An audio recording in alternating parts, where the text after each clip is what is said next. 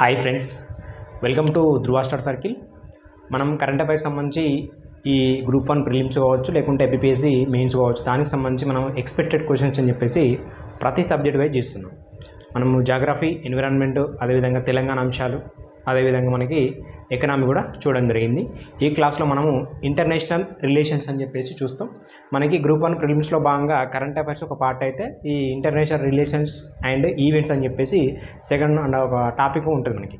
అట్లా so important అంటే international relations నుంచి ఒక 4 to 5 క్వశ్చన్స్ అనేది ఇంకా ఎక్కువనే వచ్చే అవకాశం ఉంటుంది. ఎందుకంటే సపరేట్ టాపిక్ ఉంది మనకి, కరెంట్ అఫైర్స్ కాకుండా సపరేట్ టాపిక్ అనేది మనకి గ్రూప్ 1 ప్రిలిమ్స్లో ఉంది, టీఎస్పీకి సంబంధించి, రైట్. అందులో భాగంగా మనము ఆల్రెడీ క్లాస్ అనేది చేయడం జరిగింది 4 months సంబంధించి, జనవరి నుంచి ఏప్రిల్ వరకు. అందులో భాగంగా మనం మోస్ట్ ఎక్స్పెక్టెడ్ మరీ హైలైటెడ్ అంశాలు తీసుకొని మనము చేస్తున్న దాదాపు 30 క్వశ్చన్ లాగా మనం ఎక్స్ప్లెయిన్ చేస్తాం. Okay, right. ఫస్ట్ అంశం మనకి ఇండియా అనేది యునెస్కో యొక్క వరల్డ్ హెరిటేజ్ కమిటీకి అధ్యక్షత వహిస్తుంది. అదేవిధంగా దానికి హోస్ట్ ఆతిథ్యం కూడా ఇవ్వడం జరిగింది. మనకి ఎప్పుడంటే ఇది 21 నుంచి 31 జూలై 2024 మనకి ఉంటుందంట అధ్యక్షత అండ్ హోస్ట్ అని చెప్పేసి. ఓకే, చైర్ అండ్ హోస్ట్ అని చెప్పేసి మనం గుర్తుపెట్టుకోవాలి. ఎప్పటి నుంచి ఎప్పటి వరకు అంటే 21 జూలై నుంచి 31 జూలై వరకు 2024 ఇయరే కాబట్టి, నెక్స్ట్ మంతే కాబట్టి, ఈ మంత్ మనకి ఎగ్జామ్ ఉంది కాబట్టి క్వశ్చన్ పడే అవకాశం అయితే ఉంటుంది. Okay, India chair and host UNESCO world heritage committee అని చెప్పేసి మనం చూసుకోవాలి. ఫస్ట్ ఇది ఓకే, ఎందుకు అంటే యునెస్కో వచ్చిందంటే మనకు కొంచెం ఇంపార్టెంట్, వరల్డ్ హెరిటేజ్ కమిటీ అని చెప్పేసి. నెక్స్ట్ చూస్తే నేను ఇక్కడ రాయలేదు, కాకపోతే మనకి ఇది కూడా మనం ఇంపార్టెంట్ అనుకోవచ్చు. ఎందుకంటే అణు కేంద్రాల జాబితాను వార్షిక జాబితాను మార్పిడి చేసుకుంది ఇండియా, పాకిస్తాన్ అని చెప్పేసి గుర్తుపెట్టుకోవాలి. దీని ఒప్పందం 1988లో జరుగుతుంది. 88లో జరుగుతుంది. అది ఆల్రెడీ మనం డిస్కస్ చేసినాం. ఈ రౌండప్ ఏదైతే ఉందో 4 months రౌండప్, దాంట్లో భాగంగా ఇండియా, పాకిస్తాన్ అనేది తమ అణు కేంద్రాల యొక్క జాబితాను ప్రతి ఇయర్ కూడా చేంజ్ చేసుకుంటుంది. 1 జనవరి 2024 మనకి మార్పిడి అయితే చేసుకున్నది. జాబితాను వార్షిక మార్పిడి అయితే చేసుకుందని చెప్పేసి మనం గుర్తుపెట్టుకోవాలి.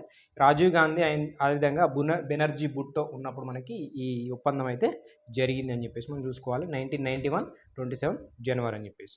ఓకే, ఇప్పుడు నెక్స్ట్ రెండో అంశం చూస్తే మనకి యుఎన్ స్టాటిస్టికల్ కమిషన్ సభ్యునిగా మనకి భారత్ ఎన్నికైంది 4 years గాను. ఓకే, ఎప్పటి నుంచి అంటే 1 జనవరి 2024 నుంచి మనకి కంటిన్యూషన్లో ఉంటుంది 4 years. ఈ యుఎన్ స్టాటిస్టికల్ కమిషన్ సభ్యునిగా మనకి 4 years పాటు ఉంటుంది కదా. మనం యుఎన్ స్టాటిస్టికల్ కమిషన్ అంటే ఏందో చూడాలి. ఏం చూసుకోవాలి? 24 సభ్య దేశాలు ఉంటాయి యుఎన్ స్టాటిస్టికల్ కమిషన్లో. వీటికి యుఎన్ ఆర్థిక మరియు సామాజిక మండలి ఎన్నుకుంటుంది ఇది. మరి ఇండియా 2004 నుంచి సభ్యునిగా ఉంది. అదేవిధంగా రెండోసారి మనకి 2024 నుంచి మనకి సభ్యునిగా అయితే మళ్ళీ ఎన్నికవడం జరిగింది. సెకండ్ టైం అని చెప్పేసి గుర్తుపెట్టుకోవాలి. అదేవిధంగా మనకి 4 years అని చెప్పేసి గుర్తుపెట్టుకోవాలి. అప్పుడు ఫస్ట్ ఎప్పుడు అంటే 2004 అయితే, ఇది 2024 20 సంవత్సరాల తర్వాత మళ్ళీ రెండోసారి సభ్యునిగా ఎన్నికైంది యుఎన్ స్టాటిస్టికల్ కమిషన్ సభ్యునిగా, రైట్. నెక్స్ట్ చూస్తే ఎఫ్ఎంఆర్ అని చెప్పేసి ఫ్రీ మూవ్మెంట్ రెజ్యూమే అని చెప్పేసి రద్దు అని చెప్పేసి తీర్మానం చేయడం జరిగింది. దాన్ని కూడా కొన్ని రాష్ట్రాలు మనకి మిజోరాం అని చెప్పేసి, నాగాలాండ్ అని చెప్పేసి ఆ రద్దును వ్యతిరేకిస్తూ కూడా తీర్మానం చేయడం జరిగింది. ఓకే, మనకి ఫ్రీ మూవ్మెంట్ రెజ్యూమే అని చెప్పేసి మనం ఆల్రెడీ క్లాస్లో డిస్కస్ చేసినాం. ఇండియా, మయన్మార్ మధ్య ఉన్న ఒప్పందం ఇది. 2018లో ఈ ఒప్పందం అనేది జరిగింది, 2018. అయితే మరి దీని ప్రకారం ఏంటంటే ఒక 16 కిలోమీటర్లు మనకి ఎలాంటి వీసా లేకుండా ఇరువైపుల సరిహద్దుల్లో ఉండే గిరిజనులు ఎవరైతే ఉంటారో ట్రైబల్స్, వాళ్ళు వీసా లేకుండా ఇతర దేశాల్లోకి మన నుంచి అటు నుండి మనకి మయన్మార్కి మనకి ప్రయాణించడానికి అయితే అనుమతి ఉంది. అయితే దాన్ని మనకి యాక్టిస్ట్ పాలసీలో భాగంగా మనకి ఎఫ్ఎంఆర్ అనేది అమలు చేయడం జరిగింది. మరి దీనికోసం భారతదేశం మయన్మార్ సరిహద్దు మన బ్రిటిష్ వారు 1826లో భాగంగా ఈ ప్రాంతంలో నివసించే ప్రజల అభిప్రాయాలను ఎలాంటి తీసుకోకుండా గుర్తించడం, దాని ఫలితంగా మనకి సరిహద్దులు అనేది పెట్టడం, ఈ ఒకే జాతి ఒకే సంస్కృతికి సంబంధించిన వాళ్ళని వారి అనుమతి లేకుండానే ఈ 2 దేశాలు విభజించడం జరిగింది. కాబట్టి మయన్మార్లో కొందరు, ఇక్కడ కొందరు ఉన్నారు కాబట్టి ఇట్లా ఎఫ్ఆర్ఎం అని చెప్పేసి పెట్టేసి 16 కిలోమీటర్ల వరకు ఎలాంటి అనుమతి లేకుండా కూడా మనం ప్రయాణం చేసే అవకాశం ఉందని చెప్పేసి ఇది ఫ్రీ మూవ్మెంట్ రెజ్యూమే అని చెప్పేసి మనకి ఉంటుంది. మరి ఎందుకు రద్దు చేస్తున్నారు ఇప్పుడు ప్రస్తుతానికంటే? ఈ అక్రమ వలసలు ఎక్కువైపోయినాయి. ఎందుకంటే ఇటీవల మనం చూసిన మణిపూర్లో కుకీ చిన్ వలసలు సంబంధించిన ఆ తెగల యొక్క వాగ్వాదం చూసినాం మనం. సో ఇట్లాంటి అక్రమ వలసలు కావచ్చు, లేకుంటే అక్రమ మాదక ద్రవ్యాల రవాణా కావచ్చు, ఇట్లాంటి అంశాల నేపథ్యంలో దీన్ని రద్దు చేయడం జరిగింది. ఓకే, అది మనం గుర్తుపెట్టుకోవాలి. అయితే ఇట్లా రద్దు చేశారని చెప్పేసి మనకు ఇటీవల మిజోరాం అండ్ నాగాలాండ్ ఈ స్టేట్స్ దీన్ని వ్యతిరేకిస్తూ అసెంబ్లీ యొక్క తీర్మానం చేసింది. అది కూడా మనం గుర్తుపెట్టుకోవాలి. రైట్. ఈ 4 రాష్ట్రాల సరిహద్దు మనకి 1643 కిలోమీటర్లు ఉంటుంది. అస్సాం రైఫిల్స్ ద్వారా మనకి రక్షణ అయితే కొనసాగిస్తారు. ఓకే. ఏది అరుణాచల్ ప్రదేశ్, నాగాలాండ్, మణిపూర్, మిజోరాం ఇవే కదా మనకి మయన్మార్కి సరిహద్దు దేశాలు ఏదంటే సరిహద్దు రాష్ట్రాలు అరుణాచల్, మణిపూర్, నాగాలాండ్, మిజోరాం అని చెప్పేసి ఇట్లా ఉంటాయి. సో ఇవి మనకు సరిహద్దు కాబట్టి వీటి నుంచి మనకి అక్రమ వలసదారులు కావచ్చు, లేకుంటే మాదక ద్రవ్యాల రవాణా కావచ్చు జరుగుతూ ఉంటుంది. దానికోసం అని చెప్పేసి దీన్ని రద్దు చేయడం జరిగింది. అదొకటి మనం గుర్తుపెట్టుకోవాలి. నెక్స్ట్ చాబహార్ పోర్ట్ అని చెప్పేసి వార్తల్లో ఉంది, వెరీ ఇంపార్టెంట్. ఈ చాబహార్ పోర్ట్ అనేది మనకి ఇరాన్, ఇండియా యొక్క దీని అభివృద్ధి కోసం మనకి సంతకం చేసుకునే అంట మనకి, అందుకోసం మనకు వార్తల్లో ఉంది. ఇది 2018 అని చెప్పేసి మనం చూసుకోవాలి. ఇక్కడ రాసిన మనం రైట్. ఓకే. చాబహార్ పోర్ట్ అభివృద్ధి కోసం మనకి ఒప్పందం అయితే చేసుకున్న ఇరాన్ అండ్ ఇండియా. ఏం లేదు, చాబహార్ పోర్ట్ అనేది ఇరాన్లో ఉంటుంది. ఇరాన్ నుంచి మనకి ఏదైనా రవాణా కోసం మనకి ఈ పాకిస్తాన్తో సంబంధం లేకుండా డైరెక్ట్ రావడానికి ఈ చాబహార్ పోర్ట్ అనేది మనకి ఉపయోగపడుతుంది ఎక్కువ. ఆఫ్ఘనిస్తాన్ కావచ్చు, పాకిస్తాన్ కావచ్చు, దాంతో సంబంధం లేకుండా పాకిస్తాన్ మనకి దాడి వేస్తూ నేరుగా డైరెక్ట్ సముద్ర ప్రదేశాన్ని అయితే అందిస్తుంది మనకి. ఓకే. ప్రవేశాన్ని ఆఫ్ఘనిస్తాన్కి వస్తువులను రవాణా చేయడంలో కావచ్చు పాకిస్తాన్కి అవసరం లేకుండా మనకి ఉపయోగపడుతుంది జియో పాలిటిక్స్ దృష్ట్యా. ఇది మనం గుర్తుపెట్టుకోవాలి. INSTC అని చెప్పేసి ఇంటర్నేషనల్ నార్త్ సౌత్ ట్రాన్స్పోర్ట్ కారిడార్కి గేట్వే లాగా పనిచేస్తుందంట. అంటే ఈ అంశాలు ఇట్లానే స్టేట్మెంట్స్ వచ్చినాయి అనుకోండి, మనం కొంతవరకు కన్ఫ్యూజ్ అవుతాం. అంశం తెలుసు, బట్ ఏంటంటే మనకు చాలా క్వశ్చన్స్ ఎందుకు మిస్ అవుతున్నాయి అంటే అంశం తెలుసు, మనకు టచ్ ఉంటుంది. డెప్త్గా మనం కొన్నిసార్లు చూసుకోకపోయినప్పుడు ఏంటంటే అక్కడ ఉన్న డెప్త్ అంశాలను మనం సెంటెన్స్ రూపంలో చేయలేకపోతున్నాం. ఒక అంశం మీద ఐడియా ఉంది కానీ పూర్తిగా అవగాహన అనేది ఖచ్చితంగా ప్రతి అంశం మీద ఉండాల్సిన అవసరం ఉన్నది. మనం ఈ ఎగ్జామ్స్ ప్రస్తుతం ట్రెండ్ అట్లాంటిది చూస్తున్నాం మనం ఆల్రెడీ. ఇది 3వ గ్రూప్ 1 ఎగ్జామ్ మనకి అందరికీ. రైట్. అరేబియా సముద్రంలో చైనాను ఎదుర్కోవడానికి మనకి చాబహార్ పోర్ట్ భారతదేశానికి ప్రయోజనకరంగా ఉంటుంది. జియో పాలిటిక్స్ దృష్ట్యా మనకి చైనా, పాకిస్తాన్ యొక్క గ్వాదర్ పోర్ట్ కూడా సాకారం చేస్తారట. అది మనం చూసుకోవాలి, చాబహార్ పోర్ట్ అని చెప్పేసి. నెక్స్ట్ కలదాన్ మల్టీమోడల్ ట్రాన్స్పోర్ట్ ప్రాజెక్ట్ అని చెప్పేసి ఈ వార్తల్లో ఉంది మనకి. సో అందుకు మనకు అది ఇంపార్టెంట్, చాబహార్ పోర్ట్ అనేది. ఇది చూస్తే మనకి కలదాన్ మల్టీమోడల్, ఇది very important. Kaladan multimodal transport Myanmar project అని చెప్పేసి, ఇది కూడా మయన్మార్ తిరుగుబాటుదారుల బృందం అనేది ఈ దాడిలో దెబ్బతిన్నదట. అందుకోసం మన వార్తల్లో ఉంది. ఇది ఏంటంటే మనకి సీ రూట్ ఉంటుంది, అదేవిధంగా రోడ్ ట్రాన్స్పోర్ట్ కూడా ఉంటుంది. సీ రూట్ వచ్చేసి మనకు కలకత్తా యొక్క సిట్వే ఓడరేవ్ అని చెప్పేసి ఉంటుంది. అక్కడ నుంచి మనకి సముద్ర రూట్ అయితే ఉంటుంది సముద్రం సంబంధించి. రోడ్ మనకి మిజోరాం, మయన్మార్ ఇప్పుడు చూసినాం అది ఇంతకుముందు అట్లా. ఈ ప్రాజెక్ట్ మనకి ఫండింగ్ అయితే ఇండియా 100% చేస్తుంది. కన్సల్టెంట్ మనకి inland waterway authority of India అని చెప్పేసి IWA అని చెప్పేసి ఉంటుంది. ఇవన్నీ మనకి PDF గ్రూప్లో ఉంది ఆల్రెడీ. క్లాస్ కూడా మనం అన్నీ చేయడం జరిగింది. దాంట్లో ఉన్న ఒక 30 క్వశ్చన్స్ మనం వెరీ ఇంపార్టెంట్ అని చెప్పేసి అనుకొని చేస్తూ ఉన్నాం. అవి రావచ్చు, రాకపోవచ్చు. కాకపోతే మనకి ఇంటర్నేషనల్ రిలేషన్స్ అనేది గ్రూప్ 1లో మనకి ఒక స్పెసిఫిక్ పార్ట్ నేమ్ ఇచ్చిండు. సో అందుకోసం మనం ఎక్స్పెక్ట్ చేయొచ్చు క్వశ్చన్స్. ఇలాంటి మనం మంచిగా చూసుకొని పోవాలి. సముద్ర మార్గం వచ్చేసి మనకి కోల్కతా నుండి సిట్వే ఓడరేవ్ అని చెప్పేసి ఉంటుంది. అదే మనకి నది మార్గం వచ్చేసి సిట్వే నుంచి పాలెత్వా అని చెప్పేసి కలదాన్ నది ద్వారా. రోడ్డు మార్గం వచ్చేసి అంటే ఇక్కడ 3 మార్గాలు ఉన్నాయి. నది మార్గం ఉన్నది, సముద్ర మార్గం ఉన్నది, రోడ్డు మార్గం ఉన్నది. రోడ్డు మార్గం వచ్చేసి ఎలెత్వా నుండి ఇండో మయన్మార్ సరిహద్దు, ఇది మిజోరాంలో ఉంటుంది. ఓకే. మీకు ఇట్లా ఎక్స్ప్లెయిన్ చేసినప్పుడు పూర్తిగా అవగాహన రానప్పుడు మీరు ఒకసారి PDF చూసుకోండి, గ్రూప్లో ఉంటుంది. ఓకే. ధృవ స్టడీ సర్కిల్ అని చెప్పేసి టెలిగ్రామ్ గ్రూప్ ఉంటుంది, దాంట్లో ఉంటుంది, మీకు చూసుకోవచ్చు. మనకి ఇటీవల PM మోడీ గారు UAE పర్యటన చేయడం జరిగింది, అది కూడా కొంచెం చూసుకోండి. మరి పెద్దగా ఏమి ఒప్పందాలు లేవు. రైట్. నెక్స్ట్ చూస్తే ఇది ఒక 1 లైన్ ఆన్సర్ ఏంటంటే గంజాయి వినోదాత్మక ఉపయోగ నిషేధం అనేది థాయిలాండ్ నిషేధించింది. ఏం లేదు, ఇంతకుముందు అది చట్టబద్ధం ఉండే అక్కడ థాయిలాండ్లో, దాన్ని ఇప్పుడు ప్రస్తుతానికి వినోదాత్మకంగా యూజ్ చేయడాన్ని నిషేధించిందని చెప్పేసి మనం గుర్తుపెట్టుకోవాలి. మనకి ఫస్ట్ ఆసియా దేశం అని చెప్పేసి గుర్తుపెట్టుకోవాలి. Okay. Next same sex marriage చట్టబద్ధం అనేది చేయడం జరిగింది మనకి గ్రీస్. ఇది కూడా 1 లైన్ ఆన్సర్స్. సో ఇట్లాంటి మనకు 1 లైన్ ఆన్సర్ డైరెక్ట్ మనం గుర్తుపట్టేటట్టే ఉంటాయి, పెద్ద సెంటెన్స్ చేయడానికి ఏముండదు. కాన్సెప్ట్ బేస్డ్ ఏవైతే ఉంటాయో అట్లాంటి మనకు సెంటెన్స్ రూపంలో వస్తాయి. ఇట్లాంటి దాదాపు దేశాల పేర్లు అడిగి అట్లా మ్యాచ్ ద ఫాలోయింగ్ లేదంటే డైరెక్ట్ క్వశ్చన్ ఆప్షన్లో మనకి ఆన్సర్ అనేది దొరుకుతుంది. సేమ్ సెక్స్ మ్యారేజ్ మనకి చట్టబద్ధం చేసిన ఇటీవల దేశం ఏదని చెప్పేసి అడిగితే గ్రీస్ అని చెప్పేసి గుర్తుపెట్టుకోవాలి. 2024 మనకు ఎస్తోనియా చేస్తుంది, 24లో ఈ ఇయరే. దాని తర్వాత ఇప్పుడు చేసింది మనకి 37 కంట్రీ గ్రీసు. అంతకుముందు మనకు 2001లో నెదర్లాండ్ చేస్తుంది సేమ్ సెక్స్ మ్యారేజ్ని చట్టబద్ధం. రైట్, అదొకటి.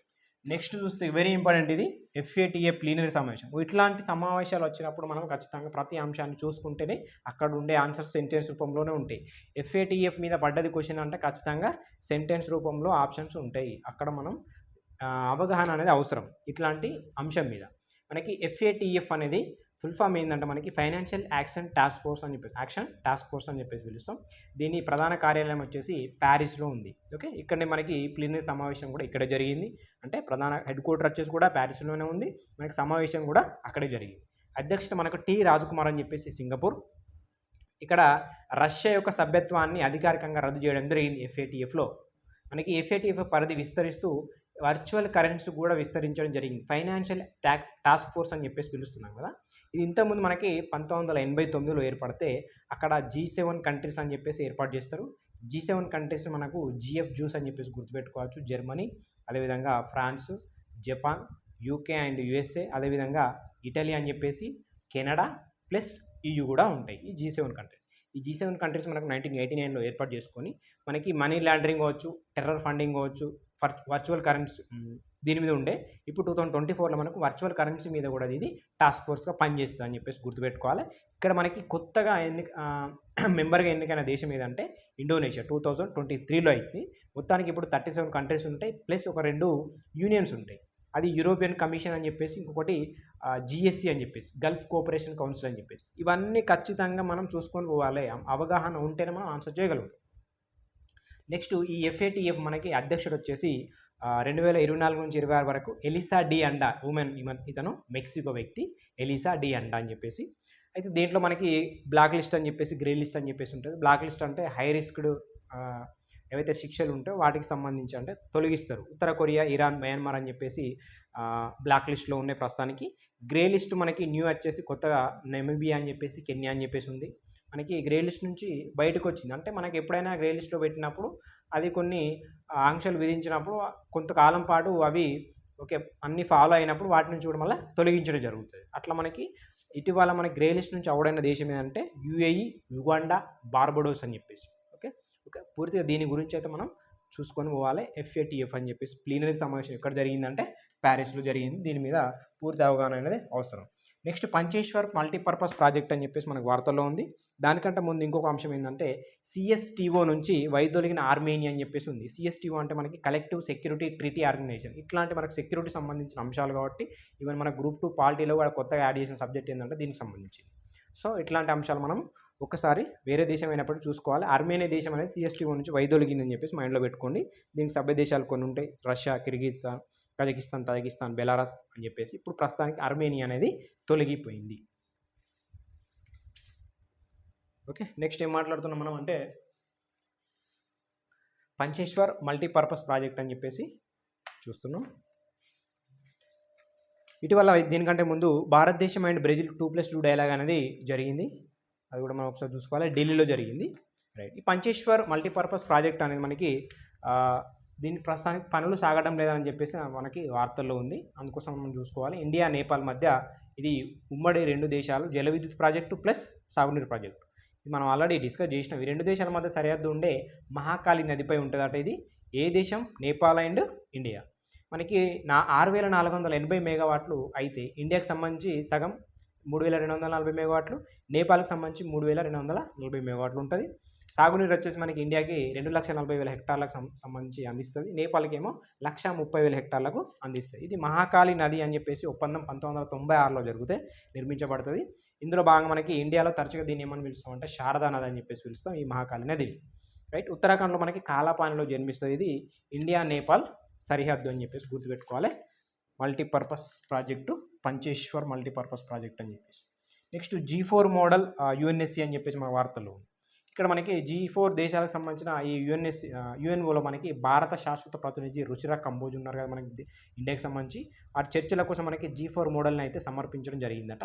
ఈ G4 మోడల్ సంబంధించి కొత్త సభ్యుల చేరిక అనేది 15 నుంచి 25 లేదా 26 వరకు పెంపు అయితే జరుగుతుంది. అంటే 15 ఉన్నదాన్ని ఒక 25-20 వరకు దేశాలు సభ్యత్వం పొందొచ్చు అని చెప్పేసి. దాంట్లో పర్మనెంట్ కంట్రీస్ వచ్చేసి 6, అదేవిధంగా నాన్ పర్మనెంట్ కంట్రీస్ వచ్చేసి 4 to 5 అని చెప్పేసి, అంటే ఎక్స్టెండ్ చేస్తున్నారు, అన్నీ ఉండొచ్చు అని చెప్పేసి. ఈ 6 న్యూ పర్మనెంట్ మెంబర్స్ ఎవరంటే మనకి ఇప్పుడు రీజనల్ రిప్రజెంటేషన్ ఉండాలి. దాంట్లో మనకి ఆసియా పసిఫిక్ ఒకటి, ఆఫ్రికా ఒకటి, లాటిన్ అమెరికా ఒకటి, కరేబియన్ ఒకటి, వెస్టర్న్ యూరోపియన్ ఒకటి, అదర్స్ ఒకటి అని చెప్పేసి వీటిని జనరల్ అసెంబ్లీ ఎన్నుకుంటుంది పర్మనెంట్ కంట్రీస్ని.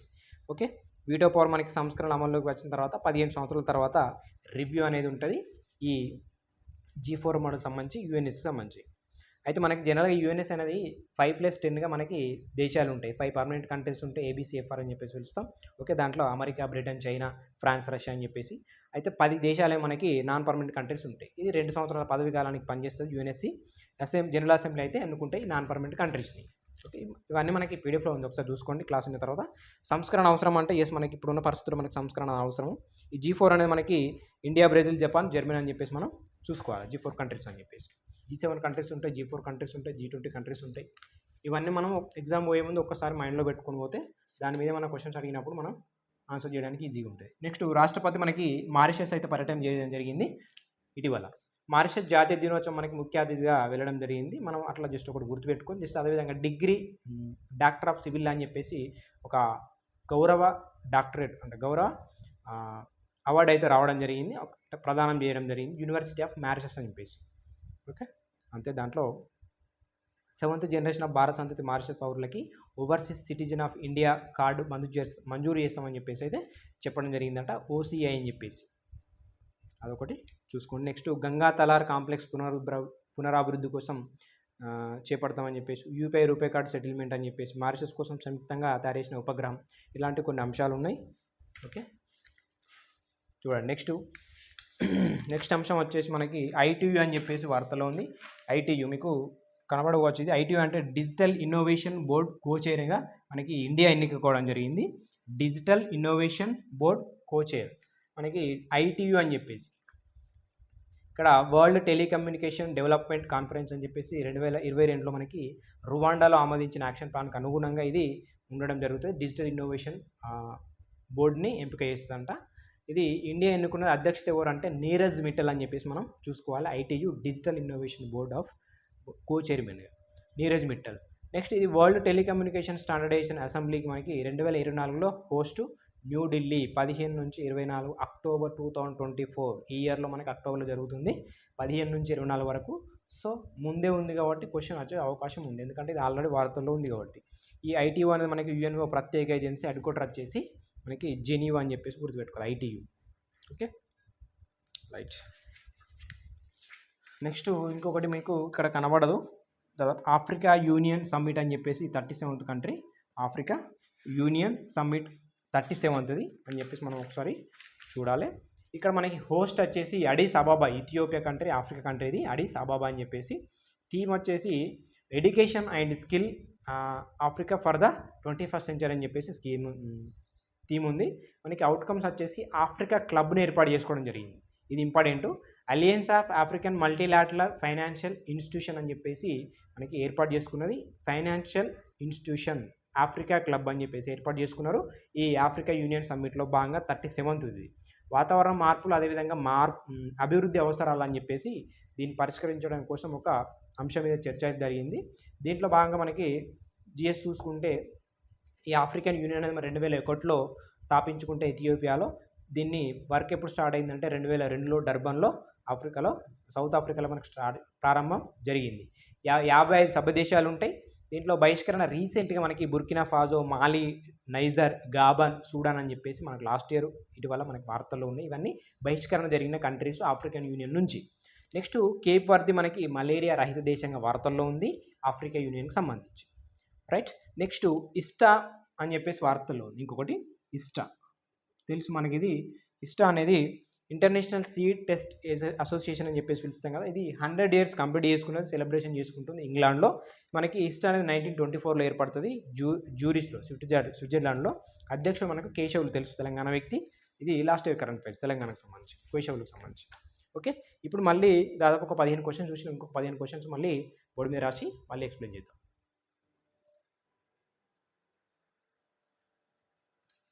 ఓకే, నెక్స్ట్ మనకి UNHRC అని చెప్పేసి వార్తల్లో ఉంది. 55వ సెషన్ మనకి జెనీవాలో జరగడం జరిగింది, అది మనకు వార్తల్లో ఉంది. యుఎన్హెచ్ఆర్సి యొక్క 55th సెషన్ అనేది ఎక్కడ జరిగిందంటే జెనీవా అని చెప్పేసి మనం చూసుకోవాలి.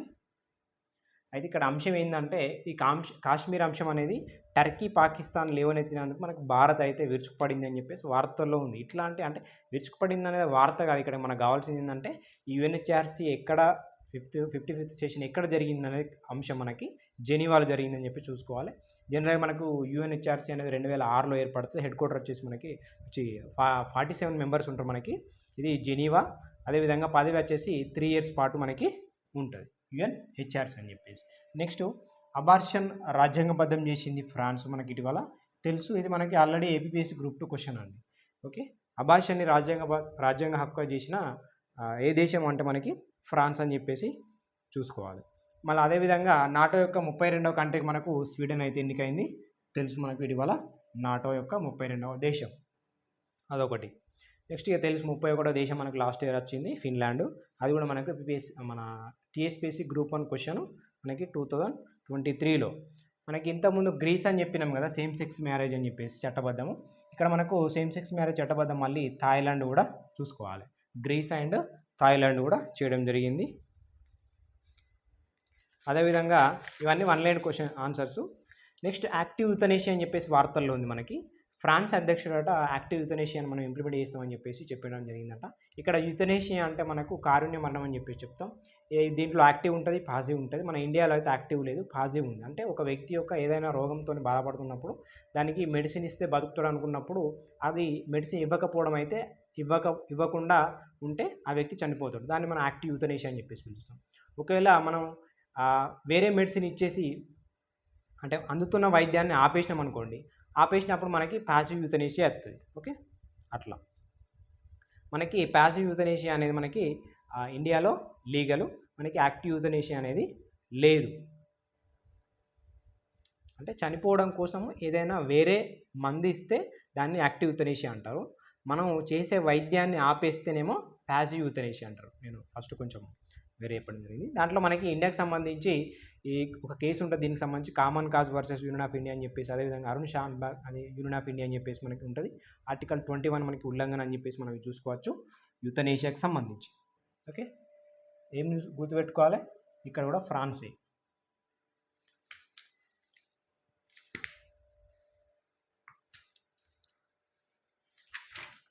నెక్స్ట్ మనకు కచ్చతీవు దీవులు అని చెప్పేసి మన వార్తల్లో ఉంది. ఇది అందరికీ తెలుసు, మనకు న్యూస్లో చాలాసార్లు చదివి కూడా మనం బోర్ కొట్టించింది. కచ్చతీవు దీవులు అని చెప్పేసి చూసుకోవాలి. దీంట్లో మెయిన్గా ఏంటంటే 1974లో ఒక ఒప్పందం ఉంటుంది, 1976లో ఒక ఒప్పందం ఉంటుంది. 74 ఒప్పందం ఏంటంటే భారత శ్రీలంకకు సంబంధించి ఒప్పందం న్యూఢిల్లీ ప్లస్ కొలంబోలో జరుగుతూ కచ్చతీవు శ్రీలంకకు అప్పచెప్పిండ్రు. అది మనకు 74 సంబంధించి కచ్చతీవులని శ్రీలంకకు అప్పచెప్పిన మనము ఇందిరాగాంధీ హయాంలో. సిరిమావ బండారు నాయక్ ఉంటారు అక్కడ మనకి భారతీయ మత్స్యకారుల కోసం సందర్శన మాత్రమే అనుమతి ఇవ్వడం జరిగింది భారతీయ మత్స్యకారులకి. అంటే ఫిషింగ్కి ఉండదు. ఇది 74 ఒప్పందం. 76 ఒప్పందం ఏముంటుంది అంటే మనకి ఏ దేశమైనా కూడా ఎక్స్క్లూజివ్ ఎకనామిక్ జోన్ అని చెప్పేసి మనకి 220 ఏమో ఉంటుంది కదా, దానికి సంబంధించి అంతవరకు మాత్రమే రావడం అనేది ఫిషింగ్ హక్కుల గురించి అనిశ్చితి ఉందని చెప్పేసి మనకి ఈ 1976 మనకి ఒప్పందం అనేది చెప్తుంది. అదొకటి మనం చూసుకోవాలి. నెక్స్ట్ వార్జ్ బ్యాంక్ అని చెప్పేసి 1976లో జరుగుతుంది. ఈ ఒప్పందం ద్వారా ఏంటంటే ఇండియా యొక్క ఎక్స్క్లూజివ్ ఎకనామిక్ జోన్లో భాగంగా గుర్తించిందంట. దాని వనరులపై భారతదేశానికి సార్వభౌమాధికారాన్ని మంజూరు చేయడం అనేది జరిగింది. ఇది కూడా 76 ఒప్పందానికి సంబంధించి. ఇది కచ్చతీవు దీవులు అనేది ఇవి రెండు అయితే గుర్తుపెట్టుకోవాలి. 1974, 1976 అంశాలు. రైట్. నెక్స్ట్ ఎస్సీఓ భద్రతా మండలి సమావేశంలో మనకి అస్తానా కజకిస్తాన్లో జరిగింది. ఎస్సీఓ భద్రతా మండలి సమావేశం మనకి ఎక్కడ జరిగిందంటే అస్తానా కజకిస్తాన్లో జరిగింది. ఇది చూసుకోవాలి. ఇక్కడ ఈ ఎస్సీఓ దేశాల భద్రతా మండలి కార్యాలయ దర్శులు మనకి 19వ సమావేశం.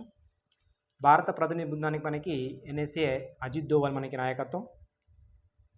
Okay, right. ఇది నెక్స్ట్ గాజా కాల్పుల విరమణ కోసం మనకి యుఎన్హెచ్ఆర్సీ అనేది తీర్మానం చేసింది. యుఎన్హెచ్ఆర్సీ కాబట్టి మనకి ఇంపార్టెంట్. తీర్మానం ప్రవేశపెట్టింది ఓఐసీ తరపున మనకి పాకిస్తాన్ అట. ఓటింగ్ మనకి 28-6. 13 దేశాలు గైర్హాజరని ఇండియా కూడా మనకి హాజరు కాలేదు అందులో భాగంగా. అయితే మరొక 3 ఇజ్రాయెల్ వ్యతిరేక తీర్మానాలను కూడా అనుకూలంగా వేసిందట. పాలస్తీనా స్వయం నిర్ణయాధికారం అని చెప్పేసి, అదేవిధంగా పాలస్తీన్ల మానవ హక్కుల ఉల్లంఘన అని చెప్పేసి, సిరియన్ గోలను మానవ హక్కుల ఉల్లంఘన అని చెప్పేసి దీనికి సంబంధించి కూడా ఉన్నది.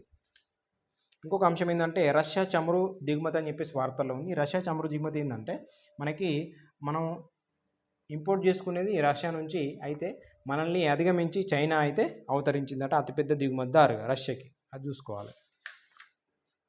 నెక్స్ట్ సిట్వే పోర్ట్ అని చెప్పేసి ఇంతకుముందు మన కలదాన్ అక్కడ చదివినాం కదా, అది కలకత్తాకు సంబంధించి, అది కూడా వార్తల్లో ఉంది. నెక్స్ట్ అంతర్జాతీయ మాదక ద్రవ్య నియంత్రణ మండలి అని చెప్పేసి, ఇది భారత ప్రతినిధి మనకు జగజిత్ పవాడి అని చెప్పేసి ఉంటారు. ఈమె 2015 నుంచి మండలి సభ్యురాలుగా ఉన్నారని చెప్పేసి ఒకసారి చూసుకోండి. ఏంది ఐఎన్సిబి, అంతర్జాతీయ మాదక ద్రవ్య నియంత్రణ మండలి. మనకి ఐఎన్సిబిలోని 5 స్థానాల భర్తీకి మనకి ఆర్థిక సామాజిక మండలి ఎన్నికలు నిర్వహించగా 2025 నుంచి 30 కాలానికి మనకి ఎవరు ఎన్నికైండ్రు అంటే జగజిత్ పవాడి అని చెప్పేసి చూసుకోవాలి. ఈ ఐఎన్సి మనకి 1968లో జెనీవాలో స్థాపించుకుంటాం. హెడ్ క్వార్టర్ వచ్చేసి వియన్నా. 13 కంట్రీస్ సభ్య దేశాలు ఉంటాయి. నెక్స్ట్ అంశం చూస్తే UN children fund executive board అని చెప్పేసి వార్తల్లో ఉంది. యుఎన్ చిల్డ్రన్స్ ఫండ్ ఎగ్జిక్యూటివ్ బోర్డుకి మనకి భారత నామినేట్ అయితే ఎన్నిక అవడం జరిగింది 2025 నుంచి 27. ఇక్కడ మనకు కొన్ని ఉన్నాయి, కొన్ని ఏజెన్సీలు, అవి వెరీ ఇంపార్టెంట్ యుఎన్కి సంబంధించి. ఇక్కడ ఓన్లీ మనము యుఎన్ చిల్డ్రన్ ఫండ్ అన్నాం కదా. ఇంకా చూస్తే commission on the status of women 2025 నుంచి 29 వరకు ఎన్నికైంది. చిల్డ్రన్ ఫండ్ ఎగ్జిక్యూటివ్ మనకి 25 నుంచి 27. యుఎన్డిపి ఎక్స్క్లూజివ్ బోర్డ్ అని చెప్పేసి 25 నుంచి 27 వరకు ఎన్నికైంది. అదేవిధంగా యుఎన్ పాపులేషన్ ఫండ్ అని చెప్పేసి 25 నుంచి 27 వరకు ఎన్నికైంది. జెండర్ ఈక్వాలిటీ ఉమెన్ ఎంపవర్మెంట్ అని చెప్పేసి 25 నుంచి 27, 2025 నుంచి 27 ఎన్నికైంది. మ్యాక్సిమం 25 నుంచి 27 అన్ని, ఇవన్నీ కూడా వరల్డ్ ఫుడ్ ప్రోగ్రామ్ అని చెప్పేసి 2025 నుంచి 27కి ఎన్నిక అవడం జరిగింది ఇండియాకి సంబంధించి. ఇది మనం చూసుకోవాలి. జగజిత్ పవాడి అని చెప్పేసి చూసుకోవాలి అది. ఓకే, నెక్స్ట్ భారతీయులకు స్కెంజన్ వీసా అని చెప్పేసి మనకు వార్తల్లో ఉంది. స్కెంజన్ వీసా అంటే ఏం లేదు, మనకి ఈ నాన్ యూరోపియన్ ఎవరైతే ఉంటారో మనకు స్కెంజన్ ప్రాంతంలో భాగమైన ఈ 27 కంట్రీస్ ప్లస్ 2 ఉంటాయి కదా యూరోపియన్ యూనియన్ సంబంధించి, అవి అక్కడికి వెళ్ళడానికి మనకి అనుమతించే ఒక అధికార పత్రం అని చెప్పేసి గుర్తుపెట్టుకోవాలి స్కెంజన్ వీసా. అయితే మనకు 5 years పాటు అమలయ్యే ఈ మల్టిపుల్ ఎంట్రీ స్కెంజన్ వీసాను మనకు యూరోపియన్ యూనియన్ అయితే అనుమతి ఇచ్చిందట. అది చూసుకోవాలి మనం. Right, okay. నెక్స్ట్ చూస్తే ఐపీఈపీ అని చెప్పేసి వార్తల్లో మనకి క్లీన్ ఎనర్జీ ఇన్వెస్ట్మెంట్ ఫోరం అని చెప్పేసి, క్లైమేట్ టెక్, అదేవిధంగా ఇన్ఫర్మేషన్ ఇన్ఫ్రాస్ట్రక్చర్ టెక్ అని చెప్పేసి ఐపీఈపీ.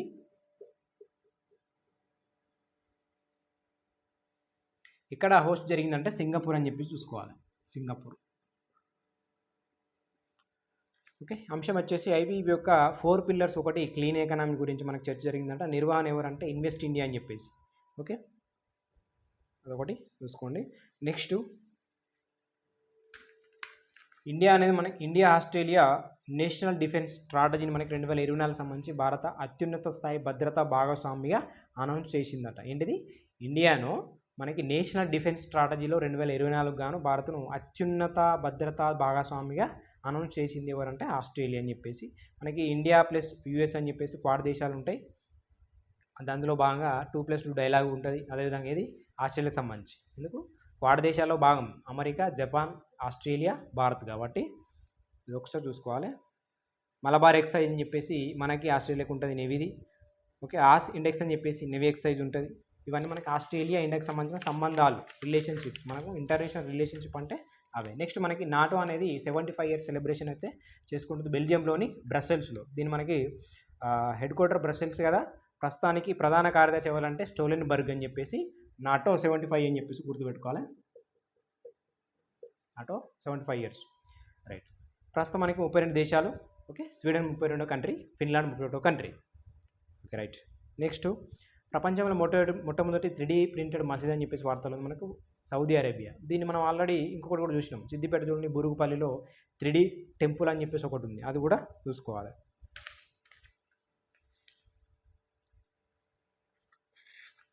అయితే ఇటీవల మనకు కొన్ని ఎమర్జెన్సీలు విధించిన కొన్ని దేశాలు. ఒరెన్బర్గ్లో మనకి జాతీయ అత్యవసర పరిస్థితి ఉరల్ నది కారణంగా మనకి విధించడం జరిగింది. Okay, Orenburg.